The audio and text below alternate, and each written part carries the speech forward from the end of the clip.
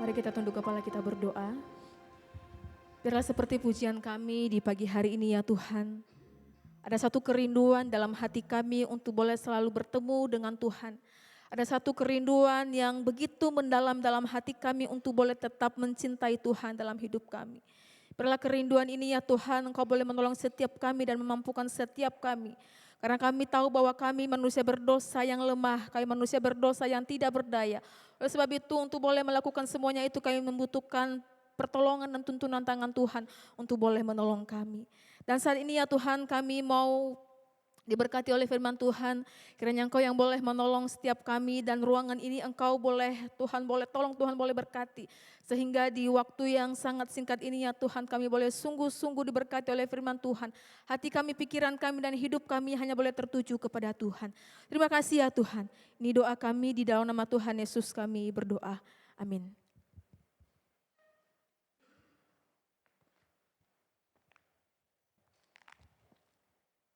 Ya, selamat pagi Bapak Ibu jemaat yang terkasih. Selamat pagi. Wah, begitu dong, biar saya lebih semangat juga. Soalnya kalau Bapak Ibu kurang semangat, saya juga kurang semangat di atas ini gitu ya. Ya, kita bersyukur kepada Tuhan yang sudah menolong kita di sepanjang minggu ini Bapak Ibu Saudara, dan hari ini kita memasuki Minggu Palma.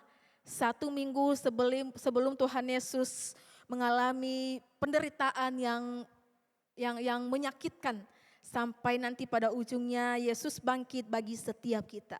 Bapak Ibu Saudara yang dikasihi Tuhan, saya mengajak kita boleh membuka Alkitab kita dalam Matius pasal yang ke-21.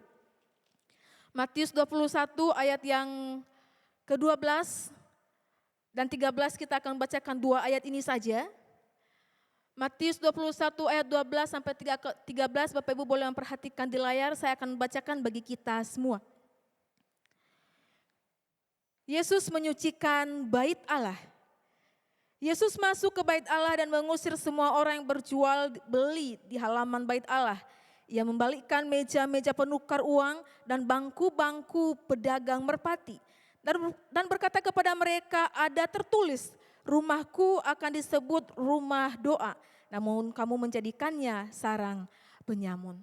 Bapak Ibu Saudara yang dikasihi Tuhan, di tahun 2021 ada satu tragedi yang mengerikan buat saya gitu ya. Ada terjadi penembakan massal di Amerika Serikat. Nanti kalau Bapak Ibu selesai ibadah boleh melihat berita ya. Ini terjadi di tahun 2021. Ada satu penembakan massal yang terjadi di Amerika Serikat dan di situ ada 10 orang korban yang mengalami penembakan massal ini. Dan ini terjadi di sebuah kota yang bernama Boulder di bagian Colorado ya, Colorado. Nah, Bapak Ibu tahu kejadian penembakan massal ini Bapak Ibu Saudara itu tidak jauh dari penembakan massal juga yang terjadi di Atlanta. Hanya seminggu jaraknya dan terjadi juga di Amerika. Dan Bapak Ibu Saudara tahu juga ternyata yang terjadi penembakan massal di Amerika Serikat ini waktu itu berturut-turut terjadi di dalam 7 hari sekaligus terjadi penembakan massal ini. Bapak Ibu Saudara yang dikasihi Tuhan, ketika kita mendengar tentang teror yang mencabut nyawa manusia, kira-kira apa yang berada di dalam pikiran kita? Ketika terjadi kondisi yang demikian, terjadi teror yang ingin mencabut nyawa manusia secara massal demikian. Bapak Ibu yang dikasihi Tuhan, apa yang ada dalam benak kita juga ketika Tuhan Yesus memasuki Yerusalem. Apa yang dalam pikiran kita ketika Tuhan Yesus memasuki Yerusalem? Kalau Tuhan pun ingin membinasakan orang-orang yang berdosa pada waktu itu sudah tentu. Karena itu haknya. Kenapa? Karena dia adalah hakim yang adil. Dia hakim. Tapi Bapak Ibu Saudara dikasihi Tuhan, berbeda apa yang dilakukan oleh Tuhan Yesus. Kalaupun orang-orang hakim dunia dan orang-orang yang jahat ingin memusnahkan sesama manusia dengan penembakan massal. Tetapi ketika Tuhan Yesus masuk di Yerusalem, bukan itu tujuannya untuk membinasakan orang. Tetapi mari kita melihat apa sebenarnya tujuan Tuhan Yesus untuk bisa masuk dalam Yerusalem Bapak Ibu Saudara. Apakah ketika Tuhan Yesus masuk ke dalam Yerusalem, ia menghukum orang berdosa sama seperti penembakan massal yang terjadi? Atau sama dengan hal-hal atau hakim-hakim dunia yang ada dalam dunia ini. Selain dikasih Tuhan, mari kita melihat bahwa ketika Tuhan Yesus masuk di dalam Yerusalem 1 minggu sebelum dia mengalami kematian yang mengerikan. Sebelum dia mengalami kematian yang membuat dirinya sudah tidak berdaya sebagai manusia. Saudara yang dikasih Tuhan, mari kita melihat di dalam Injil Lukas, di dalam pasal 19 dicatat di sana ketika Tuhan Yesus melihat Yerusalem. Ketika Tuhan Yesus melihat kondisi Yerusalem yang ada di sana, dikatakan di sana Tuhan Yesus menangis.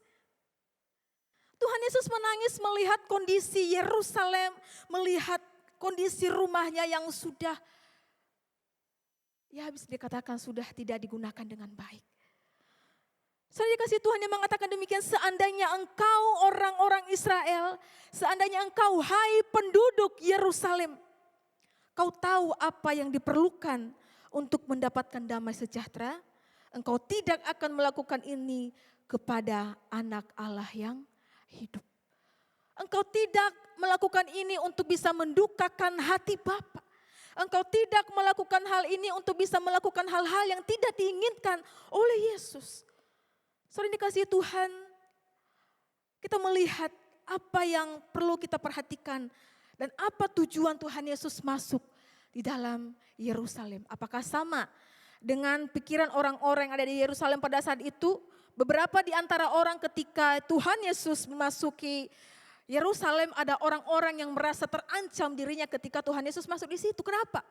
Mereka takut tentang pengajaran. Kalau nanti Tuhan mempengaruhi mereka. Kalau nanti Tuhan mempengaruhi orang-orang yang banyak di situ. Mereka merasa terancam. Secara khusus mereka para ahli-ahli Taurat dan orang-orang Farisi di situ. Merasa terancam ketika Tuhan Yesus turun ke Yerusalem untuk melihat Yerusalem seperti apa.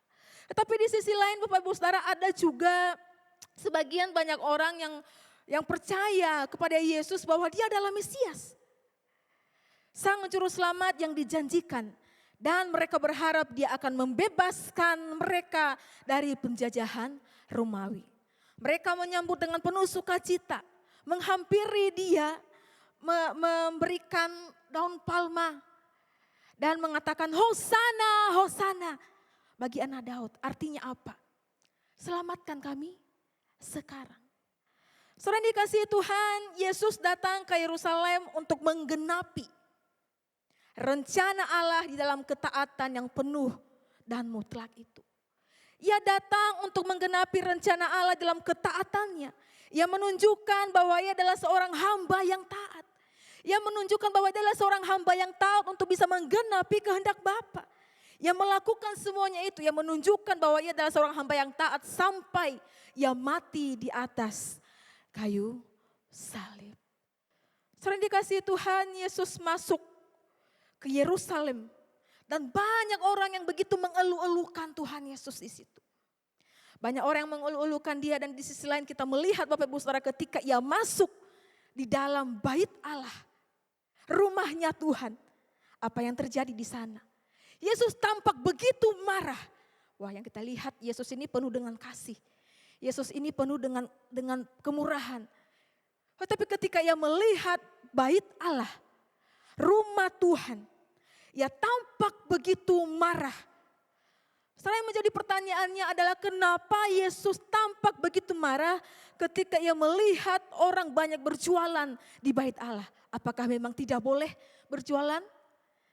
Bapak Ibu Saudara, saya sejenak teringat gereja kita. Ya.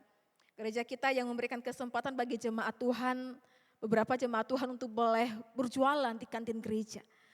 Bapak Ibu dikasih Tuhan, saya kepikiran membayangkan seandainya Musa ini tiba-tiba datang. Ya maaf ya Musa ya. Musa ini tiba-tiba datang. Woi, apa maksudmu datang ke sini? Saya membayangkan ketika itu tiba-tiba Musa marah-marah datang dari lantai 2 ke kantin. Apa ini yang dijual seperti apa? Saudara dikasih Tuhan, tentunya Musa marah ini pasti ada penyebabnya. Musa marah kepada jemaat kita yang berjualan di kantin itu tidak tanpa sebab. Pasti ada sebabnya. Sama halnya ketika Tuhan Yesus begitu tampak marah kepada orang-orang yang ada di bait Allah pada waktu itu. Tentunya ada yang menyebabkan Tuhan Yesus itu begitu marah. Mari kita melihat Bapak Ibu Saudara, kenapa Tuhan Yesus begitu marah ketika ia memasuki bait Allah. Yang pertama kita akan pelajari bahwa di sana ada penyalahgunaan bait Allah. Orang-orang Farisi, ahli Taurat dan semua orang di sana mereka menyalahgunakan daripada bait Allah itu. Saya mengajak kita melihat sedikit Bapak Ibu Saudara konteks yang terjadi pada saat itu. Di dalam Matius pasal yang ke-21 ini, secara khusus dalam Yesus menyucikan bait Allah. Dan konteks pada waktu itu Bapak Ibu Saudara, di dalam itu ada sebuah musim yang disebut dengan Paskah orang Yahudi. Mereka masuk ke dalam bait Allah dan di situ mereka akan bersama-sama merayakan Paskah orang Yahudi. Nanti berbeda seperti kita yang akan kita rayakan lah. Salah satu hari raya yang paling besar yang dirayakan oleh orang-orang Yahudi. Dan di dalam peristiwa itu Bapak Ibu Saudara, hari raya itu semua orang Yahudi datang beribadah di dalam bait Allah. Mereka datang beribadah dan wajib bagi mereka untuk beribadah di bait Allah. Dan perlu kita ketahui Bapak Ibu Saudara, orang-orang banyak ini Bapak Ibu Saudara ketika memasuki bait Allah, mereka harus membawa persembahan. Apa itu persembahan mereka? Mereka harus membawa persembahan untuk bisa masuk ke dalam bait Allah. Dan satu hal lagi yang kita harus ketahui Bapak Ibu Saudara, orang-orang banyak ini mereka tidak tinggal di dalam dekat bait Allah. Tetapi mereka sudah tersebar di mana-mana. Mereka sudah tersebar di kota-kota Yudea dan kota-kota yang lainnya. Sehingga ketika mereka memasuki bait Allah itu dan persembahan mereka itu mereka bawa Bapak Ibu Saudara. Tentunya kalau misalnya saya dari Sumatera bawa persembahan dan persembahan mereka pada saat itu adalah persembahan hewan Bapak Ibu Saudara ya. Dari Sumatera bawa kambing kira-kira sampai enggak ke Banjarmasin dengan satu hari? Tentu tidak. Tentu tidak akan sampai karena cukup jauh jaraknya Bapak Saudara. Jadi Bapak Ibu Saudara ketika orang-orang itu berkumpul beribadah di Yerusalem ada dua sebetulnya kewajiban yang harus mereka bawa dalam bait Allah. Yang pertama Bapak Ibu Saudara, mereka harus mempersembahkan yang namanya kurban Paskah. Dan tentunya ada aturan-aturan bagaimana orang harus mempersembahkan sesuatu yang baik bagi Tuhan. Ya, orang mempersembahkan sesuatu yang sesuai dengan kemampuannya. Ada yang mempersembahkan lembu, ada yang mempersembahkan kambing, dan ada juga yang mempersembahkan merpati Bapak Ibu Saudara ya. Kalau kita melihat dalam kondisi pada waktu itu. Mereka memberi dengan kemampuan yang ada pada mereka. Dan yang perlu kita perhatikan lagi Bapak Ibu Saudara di dalam persembahkan korban itu ketika mereka mengikuti ibadah Paskah, mereka membawanya itu harus dengan hati-hati. Hewan yang mereka bawa dalam bait Allah untuk bisa menjadi persembahan itu tidak boleh cacat sedikit pun. Tidak boleh cacat. Kulitnya harus baik, bulunya harus baik, kukunya harus baik dan semua harus baik. Tidak ada satupun yang rusak. Bapak Ibu Saudara, lalu yang kedua yang harus mereka berikan adalah persembahan uang, Bapak Ibu Saudara. Mereka mempersembahkan uang. Dan kewajiban orang-orang Yahudi yang ketika mereka pergi ke dalam Yerusalem itu persembahan uang. Uang pada waktu itu yang mereka persembahkan adalah bukan mata uang yang biasa seperti kita. Bukan mata uang yang biasa, yang umum. Dan ketika mereka masuk ke dalam bait Allah itu harus mata uang yang ada di bait Allah yang mereka harus bawa. Saudara bayangkan ketika orang-orang yang sudah tersebar di seluruh kota. Ketika mereka harus membawa persembahan yang kudus, yang tidak bercacat di hadapan Tuhan. Apakah mereka harus sanggup membawa dari tempat mereka masing-masing? Korban persembahan yang sempurna. Lalu uang yang harus mereka bawa itu adalah harus uang yang sesuai dengan mata uang dalam bait Allah. Saudara dikasih Tuhan pada waktu itu karena mereka tidak punya yang sempurna mata uang itu diperdagangkan di dalam bait Allah Bapak Ibu Saudara. Dalam situ ada orang-orang yang menukar, makanya kalau kita melihat Tuhan Yesus membalikkan meja, di situ ada uang-uang koin gitu ya. Di situ ditukar ya. Ada meja-meja penukar uang dan kemudian ada yang namanya penjual-penjual hewan-hewan di situ. Bapak Ibu yang dikasihi Tuhan, hewan seperti yang saya katakan tadi bahwa hewan yang dipersembahkan kepada Tuhan adalah hewan yang tidak sembarangan. Hewan yang tidak sembarangan. Jika kita masuk, orang-orang Yahudi masuk di dalam bait Allah, itu hewan-hewan itu harus diperiksa. Ada petugasnya. Ya, mungkin seperti di depan ada penerima tamu misalnya. Harus diperiksa ini bagus apa tidak. Ini layak apa tidak. Dan itu imam-imam di situ ada memeriksa semua hewan-hewan tersebut. Bapak Ibu yang dikasihi Tuhan, tentunya seperti yang saya katakan tadi, tidak gampang bagi orang-orang Yahudi untuk bisa membawa korban persembahan hewan itu ke dalam bait Allah dari tempat mereka masing-masing. Lalu apa yang harus mereka lakukan? Mereka harus membeli di dalam bait Allah. Mereka harus membeli di dalam bait Allah. Dan tentunya Bapak Ibu Saudara, kita tahu ada hal-hal yang terjadi dalam proses pemeriksaan itu. Ada hal-hal yang terjadi ketika mereka membeli atau menukar uang di dalam bait Allah. Saudara dikasihi Tuhan, ternyata di sana terjadi hal yang tidak diinginkan oleh Tuhan. Di mana ada pada para imam-imam bekerja sama dengan para pedagang-pedagang di sana. Mereka kong kaling kong istilahnya gitu ya. Kerjasama dengan para imam dan penjual-penjual yang ada di sana Bapak Ibu Saudara. Jadi mereka bilang kalau nanti orang-orang Yahudi datang seperti demikian harganya. Jadi agak dinaikkan sedikit Bapak Ibu Saudara ya. Nah Bapak Ibu Saudara, Yesus marah bukan karena ada orang yang membeli di bait Allah, tidak. Tetapi Yesus marah ketika bait Allah itu dipergunakan dengan tidak baik. Yesus marah ketika ia melihat para imam di situ bekerja sama dengan para pedagang-pedagang untuk bisa memeras orang-orang yang datang kepada bait Allah. Yesus marah bukan karena mereka berjualan di depan gereja, tidak. Tetapi Yesus marah pada waktu itu ketika ia melihat orang-orang yang beribadah kepada Tuhan diperas dengan membeli hewan-hewan maupun menukar uang dengan harga yang sangat tinggi. Itulah sebabnya Yesus marah melihat orang-orang yang berjualan di sana, dan ketika ia marah, ia mengusir orang-orang itu dan ia membalikkan semua meja-meja yang ada di sana. Artinya Bapak Ibu Saudara, orang-orang sini, orang-orang yang ada di sana yang muncul itu mereka merampok orang-orang yang beribadah kepada Tuhan. Bukannya memberikan kemudahan kepada mereka untuk bisa masuk, beribadah, membawa persembahan kepada Tuhan. Tetapi mereka memeras, merampok orang-orang yang pergi beribadah di bait Allah. Sehingga Bapak Ibu yang dikasihi Tuhan, kita bisa mengerti sekarang bahwa kenapa Yesus begitu sangat marah pada waktu itu ketika ia melihat orang-orang pedagang-pedagang di situ dan ia menghancurkan semua barang-barang mereka. Saudara dikasihi Tuhan, di dalam memasuki 1 minggu sebelum kita memasuki Paskah, pertanyaan penting yang harus kita tanyakan di dalam diri kita adalah, apa yang saya harus lakukan, yang Tuhan inginkan di dalam gerejanya? Apa yang harus saya lakukan, yang Tuhan inginkan melihat gereja adalah bait Allah masa kini.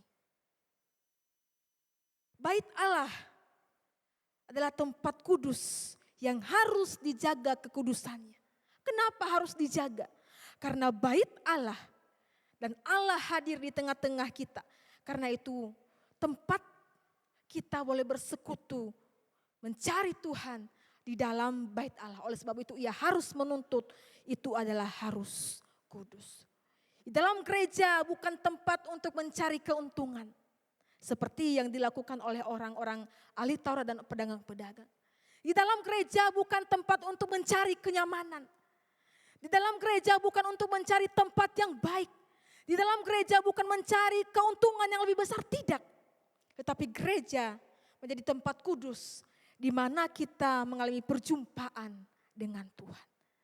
Di dalam gereja menjadi tempat di mana kita bisa menjalin komunikasi yang erat kepada Tuhan. Di dalam gereja kita menjadi tempat di mana tempat yang kudus itu menjumpai Tuhan secara pribadi di hadapan Tuhan. Saudara dikasihi Tuhan, kalau pada waktu itu orang-orang Yahudi beribadah kepada Tuhan, mereka harus membawa persembahan yang baik, yang tidak bercacat, yang persembahan yang sempurna. Maka pertanyaan bagi kita adalah, persembahan apa yang harus kita berikan kepada Tuhan ketika kita mau beribadah kepada Tuhan? Persembahan apa yang harus kita berikan kepada Dia? Apakah dengan membawa persembahan yang cukup banyak itu sudah cukup? Apakah ketika kita harus beribadah kepada Dia 1 kali seminggu, apakah itu sudah cukup? Apakah ketika saya sudah harus membaca gema 1 hari, 1 pasal itu sudah cukup? Saudara yang dikasihi Tuhan, Tuhan mau kita mempersembahkan hidup kita kepada Dia. Tuhan mau kita mempersembahkan hati kita kepada Dia. Itulah yang utama. Bukan berarti persembahan uang tidak penting. Itu juga penting Bapak Ibu Saudara. Tetapi yang paling penting adalah kita boleh memberikan diri kita sebagai persembahan yang baik kepada Tuhan. Memberikan hati kita sebagai persembahan yang baik kepada Tuhan.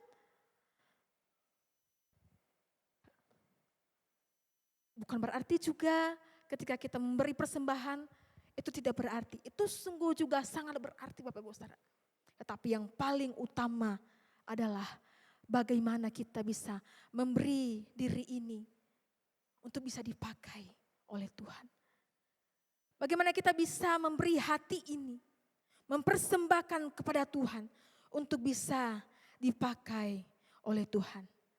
Sebagaimana di dalam Roma pasal 12 ayat 1 Bapak Ibu Saudara dikatakan di sana, saudara-saudara, oleh kemurahan Allah, aku menasehatkan kamu. Supaya kamu mempersembahkan tubuhmu sebagai persembahan yang hidup, yang kudus dan yang berkenan kepada Allah. Itulah ibadahmu yang sejati. Ibadah yang sejati adalah mempersembahkan hidup ini kepada Tuhan. Ibadah yang sejati adalah mempersembahkan hati ini seutuhnya kepada Tuhan. Lalu Bapak Ibu Saudara dalam 1 Korintus pasal 3 dan ke-16 dikatakan di sana bahwa tidakkah kamu tahu bahwa kamu adalah bait Allah dan bahwa roh Allah diam di dalam kamu. Bapak Ibu jemaat yang terkasih Tuhan, kalimat ini muncul beberapa kali dalam pasal yang Korintus ini Bapak Ibu Saudara. Muncul beberapa kali. Dan di sini menunjukkan bahwa Paulus sedang menyadarkan jemaat yang ada di Korintus pada saat itu supaya mereka tidak lupa akan identitas rohani mereka. Supaya mereka tidak lupa akan identitas rohani mereka. Bapak Ibu yang dikasihi Tuhan, seringkali penyebab terjadinya dosa adalah adanya bukan satu kebandelan yang ada dalam diri kita. Tetapi ada satu ketidaktahuan rohani. Kita nggak sadar siapa kita. Kita lupa siapa kita yang sudah diselamatkan oleh Allah. Rasul Paulus Bapak Ibu Saudara tidak hanya berbicara kepada jemaat yang ada di Korintus, tetapi bagi kita hari ini. Kalau kita tahu Bapak Ibu Saudara, hidup kita, hati kita ini adalah bait Allah. Sudah seharusnya kita harus bisa menjaga dengan baik. Kalau kita tahu bahwa tubuh ini adalah bait Allah, kita harus menjaganya dengan baik. Karena tubuh ini bukan lagi milik kita, tetapi milik siapa? Milik Dia. Hidup kita, tubuh kita ini bukan lagi milik kita. Bukan kita lagi yang mengendalikan, tetapi punya Dia, yaitu Yesus Kristus. Bapak Ibu yang dikasihi Tuhan, kalau di dalam zaman Tuhan Yesus bait Allah adalah tempat bertemu dengan Allah. Tetapi sekarang bait Allah adalah hidup kita.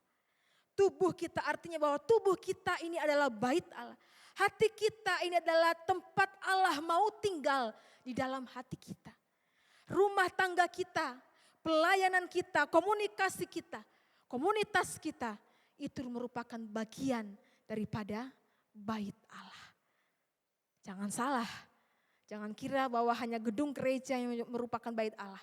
Tetapi hidup kita, pelayanan keluarga kita, itu juga merupakan daripada bait Allah.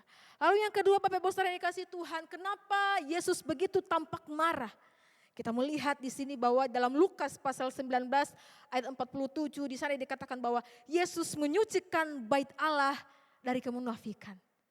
Yesus menyucikan bait Allah dari kemunafikan. Di sana dicatat Bapak Ibu Saudara ada orang-orang yang begitu jahat. Ya, kalau kita melihat bahwa para imam-imam kepala dan ahli Allah Taurat itu Bapak Ibu Saudara mereka sedang berada di bait Allah. Mereka seakan-akan mendengarkan apa yang disampaikan oleh Tuhan Yesus. Mereka mendengarkan, mereka ada di situ. Mereka bertatap muka dengan Tuhan Yesus. Mereka mendengarkan khotbahnya Tuhan Yesus. Tetapi apa yang terjadi Bapak Ibu Saudara? Tubuh mereka dalam bait Allah. Tetapi hati mereka merencanakan yang jahat terhadap Tuhan Yesus. Hidup mereka, hati mereka atau tubuh mereka dalam bait Allah. Tetapi hati, pikiran mereka tidak berada di dalam bait Allah. Tetapi hati mereka merencanakan yang jahat terhadap Tuhan Yesus. Jadi Bapak Ibu Saudara ketika mereka ada berada di bait Allah itu bukan mereka tidak sedang mendengarkan. Sama seperti kita mendengarkan firman Tuhan. Mereka tampak kelihatan baik-baik saja. Mereka tampak kelihatan begitu sangat mendengarkan khotbah atau pemberitaan daripada Tuhan Yesus. Tetapi di balik semua baik-baik itu ternyata ada hal yang jahat yang sedang mereka pikirkan tentang Tuhan Yesus. Bapak Ibu Saudara inilah satu kemunafikan Bapak Ibu. Kemunafikan itu artinya yang ada di luar berbeda apa yang ada di dalam. Yang di luar berbeda apa yang ada di dalam. Orang yang munafik Bapak Ibu adalah orang yang berusaha tampil lebih baik daripada yang sesungguhnya. Sama seperti orang-orang Farisi dan ahli Taurat. Seakan-akan begitu tampak mendengarkan khotbah daripada Tuhan Yesus. Tetapi hati mereka busuk. Hati mereka begitu jahat. Bapak yang dikasihi Tuhan, orang yang munafik dan orang yang berdosa itu berbeda. Orang yang berdosa adalah orang yang sadar aku ini berdosa. Aku ini banyak salah. Aku ini banyak sekali yang sudah melakukan hal yang tidak baik. Tetapi orang yang munafik dia enggak sadar dirinya berdosa. Tetapi menampilkan dirinya begitu baik di luar. Tetapi di dalamnya mengalami satu kejahatan yang tidak baik. Saudara yang dikasihi Tuhan itulah sebabnya Yesus dengan keras menegur orang-orang Farisi dengan berkata demikian Bapak Ibu Saudara. Kamu seperti kuburan. Nah, nanti Bapak Ibu bisa melihat ya. Kamu seperti kuburan. Luarnya dilabur putih bagus, bersih, tidak ada noda. Tetapi di dalamnya ada satu kebusukan yang terjadi. Ya begitu marah, ya begitu menegur ahli-ahli Taurat orang Farisi di sana. Kamu seperti kuburan yang begitu tidak ada nodanya. Tapi kamu enggak tahu di dalamnya begitu adanya satu kebusukan. Yang namanya kuburan Bapak Ibu Saudara ada tulang belulang yang busuk di dalam. Seperti itulah yang dia katakan dan menegur orang-orang yang ada pada waktu itu secara khusus untuk para ahli-ahli Taurat Bapak Ibu Saudara. Yesus sangat membenci kemunafikan. Yesus sangat membenci satu pribadi yang hatinya hidupnya di sini tetapi hatinya memikirkan hal yang jahat. Yesus sangat tidak suka. Yesus sangat membenci orang-orang yang demikian. Oleh sebab itu Bapak Ibu Saudara, Tuhan memanggil kita.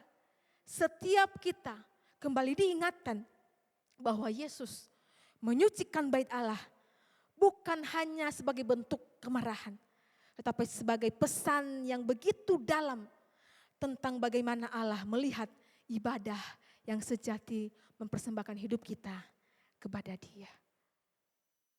Yesus bukan hanya tampak marah, tetapi bagaimana ada satu pesan yang paling dalam, yaitu tentang bagaimana Ia melihat hidup kita sudah dibersihkan dan sudah disucikan. Bapak Ibu yang dikasihi Tuhan, mari kita memandang gereja Tuhan. Memandang gereja sebagai tempat di mana kita bisa bertemu secara pribadi dengan Tuhan. Memandang gereja dengan kudus bahwa Tuhan Allah hadir di sana. Memandang gereja bahwa Tuhan Allah hadir ketika kita datang kepada Dia dengan penuh penghormatan. Tuhan Allah hadir di sana. Bapak Ibu dikasihi Tuhan, ketika kita mengatakan bahwa saya hadir di gereja, Karena saya percaya bahwa Allah hadir di tengah-tengah situ. Ketika saya hadir di gereja, duduk di bangku, saya percaya juga bahwa Allah hadir di bait sucinya. Allah hadir di sana. Maka pada waktu itu ketika Tuhan melihat kita, Bapak Ibu Saudara, yang melihat kita sedang beribadah. Seperti saat ini Bapak Ibu melihat saya, gitu ya. Yang melihat semua apa yang sedang kita lakukan. Apakah saat ini kita sungguh-sungguh datang kepada Dia, menyucikan hidup kita, memberikan hidup kita, hati kita, bukan secara jasmani kita boleh duduk dalam gedung gereja. Tetapi bagaimana hati ini kita persembahkan untuk Tuhan. Tetapi Bapak Ibu yang dikasihi Tuhan, tanpa kita sadari pun di jam-jam yang agak rawan seperti ini biasanya ada berbagai macam godaan-godaan yang akan terjadi jam-jam yang pas pemberitaan firman Tuhan. Tapi Tuhan melihat apa yang sedang kita kerjakan. Yang melihat kita, apakah kita sungguh-sungguh beribadah kepada Dia? Yang hadir di tengah-tengah kita saat ini. Apakah kita sungguh-sungguh boleh mendengarkan firman Tuhan? Atau sedang kita memain-mainkan gadget kita? Tiba-tiba masuk WA, buka dulu. Tuhan melihat. Tuhan melihat. Oleh sebab itu Bapak Ibu yang dikasihi Tuhan, inilah panggilan kita untuk meninggalkan segala kemunafikan yang ada di dalam diri kita termasuk saya. Ketika kita hadir di dalam gerejanya Tuhan, mari membawa diri kita seutuhnya. Bukan kemunafikan itu yang kita bawa di hadapan Tuhan. Karena Tuhan Yesus sungguh sangat membenci kemunafikan itu. Ia ingin menyucikan hidup kita. Ia ingin kita memberikan hidup kita kepada Dia. Sehingga Bapak Ibu yang dikasihi Tuhan, apakah kita mencerminkan rumah doa atau sarang penyamun? Sehingga Bapak Ibu Saudara di dalam menutup khotbah pagi hari ini, sebagai pertanyaan refleksi bagi kita. Apa yang saat ini sedang mengotori bait Allah dalam hidup kita? Apa yang sedang mengotori bait Allah dalam hidup saya? Mari secara sadar kita boleh melihat, apa itu? Apakah selama ini saya dengan penuh kemewahan dan dengan penuh kesombongan? Secara pribadi mari kita sadar, apa yang mengotori bait Allah di dalam hidup kita? Apakah kita siap bersedia meminta Tuhan untuk membalikkan meja-meja duniawi kita? Apakah kita siap meminta Tuhan untuk bisa membalikkan meja-meja duniawi kita dalam hati kita? Mungkin kesombongan kita, mungkin meja-meja keduniawin, keegoisan kita, mungkin meja-meja keduniawin kita menikmati dosa, meja-meja kemalasan, meja-meja kepahitan, meja-meja kemunafikan lainnya. Apakah kita siap disucikan oleh Tuhan, membalikkan meja-meja duniawi ini di dalam hati kita? Dan apakah kita siap rumah kita, pelayanan kita, rumah tangga kita mencerminkan hidup sebagai bait Allah? Saudara dikasihi Tuhan, sebelum memasuki pekan suci beberapa hari ini, mari bersama kita kembali diingatkan bagaimana perenungan yang lebih dalam akan kasih Allah, akan pengorbanan Kristus. Kita merenungkan dengan hati yang benar, merenungkan dengan hati yang bersih. Penyucian diri ini adalah satu langkah yang penting agar kita bisa merayakan Jumat Agung ini dengan penuh pemaknaan. Bukan hanya secara lahiriah satu kali setahun, tetapi kita menyadari bagaimana betapa pengorbanan Tuhan begitu besarnya sudah Ia berikan kepada kita. Sehingga Bapak Ibu Saudara dalam memasuki pekan suci minggu ini, bukan secara kita hadir di gereja, tetapi hati kita, hidup kita disucikan oleh Allah dan dipakai oleh Allah. Mari bersama kita tunduk kepala, kita berdoa. Bapa dalam surga, kami bersyukur untuk pagi hari ini. Terima kasih kalau Tuhan hadir di dalam hidup kami. Ampuni kami ya Tuhan kalau mungkin menemukan dalam hidup ini ada hal-hal yang kami salah gunakan di dalam hidup ini. Ampuni kami ya Tuhan kalau kami hanya menampilkan keindahan luar di dalam hidup kami. Ampuni kami ya Tuhan ketika kami hanya menyombongkan diri kami. Tanpa kami melihat kedalaman hati kami yang paling dalam begitu kotornya. Meja-meja kemunafikan, meja-meja duniawi kami, keegoisan kami, kemalasan kami, kepahitan kami dan berbagai macam ya Tuhan. Hari ini firman Tuhan boleh menegur setiap kami. Bagaimana kami juga disucikan seperti Engkau menyucikan bait Allah dari berbagai dosa.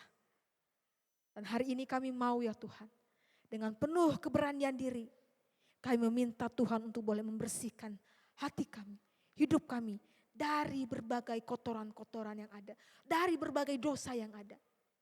Sehingga hidup ini kami bisa mempersembahkan kepada Tuhan. Terima kasih ya Tuhan, ini doa kami.